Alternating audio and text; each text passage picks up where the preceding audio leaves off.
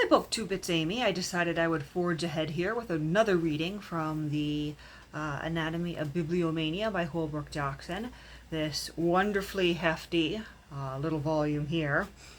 We are on part 3, titled The Pleasures of Books, beginning with a section titled Of Reading for Its Own Sake, which is approximately 2 pages long here, from pages 50 to 51.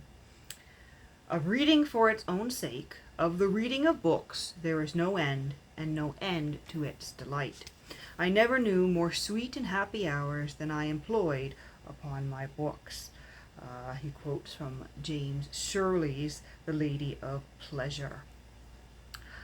I was so allured to read, Milton confirms, that no recreation came to me better welcome, no exercise of mortals more agreeable. What party, asked Thomas Carlyle, so good as reading Thucydides, Dante, or Johann von Müller, or more satisfying, whether for consolation or composure, an omnibus requiem quasi, said Thomas A. Kempis. Sed non inveni nisi in angulis a libellis, which, let's look at our little footnote here, translates from the Latin to I have sought rest everywhere and only found it in corners and books.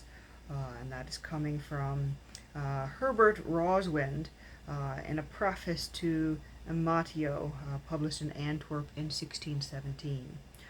I too, comments Robert Southey, have found repose where he did, in books and retirement, but it was there alone I sought it. To these my nature, under the direction of a merciful providence, led me betimes, and the world can offer nothing what should tempt me from them. For amusement they are infallible. Reading is not necessarily steady. Another authority holds that the use of books for pleasure is the most satisfactory recreation. Without having acquired the power of reading for pleasure, he says, none of us can be independent. Dryden never read anything but for pleasure, and books, whatever other purpose they serve, are always the idle man's friend. Montaigne's works have been called the breviary of idlers. It is an epithet which might qualify whole libraries, for no other works of man are more eligible to that end, no apparatus, no appointment of time and place being necessary for the enjoyment of reading, no class, condition, or age exempt.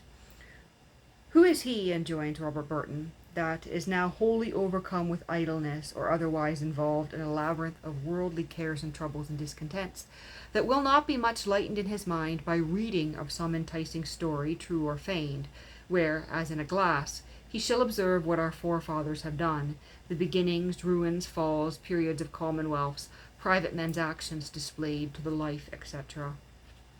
Thus many books command their lovers, and thus they do command and captain the soul of man. Ut studius literarium mortalitate vindicit. Seek in literature deliverance from mortality. And that is a quote from Pliny there, which is, of course, in Latin there again. All literature, a recent observer claims, springs from the ineradicable instinct in man to communicate good, and thus almost all books assure us that the soul is divine.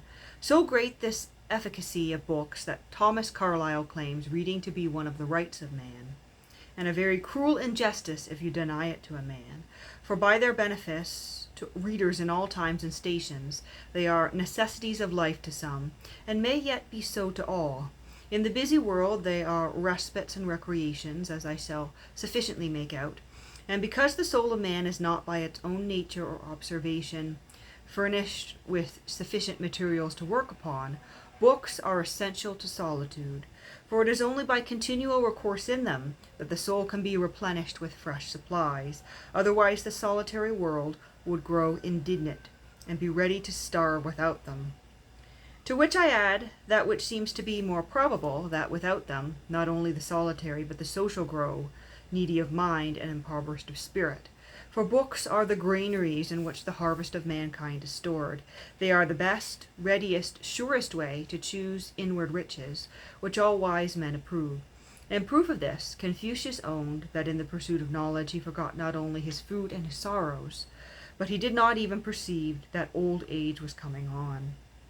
Yet for mine own part, and in spite of what may seem otherwise, I scorn all special pleading, For what should be evident, and I here say, and shall hint again and again, that reading is not a duty, and if it is not a pleasure, it is a waste of time, and lectio quae placiat deses repeta placebit, some more Latin there, and let's look at our footnote here, letting us know simply that that is a quote in Latin. It looks like we have the translation directly below it in the text itself.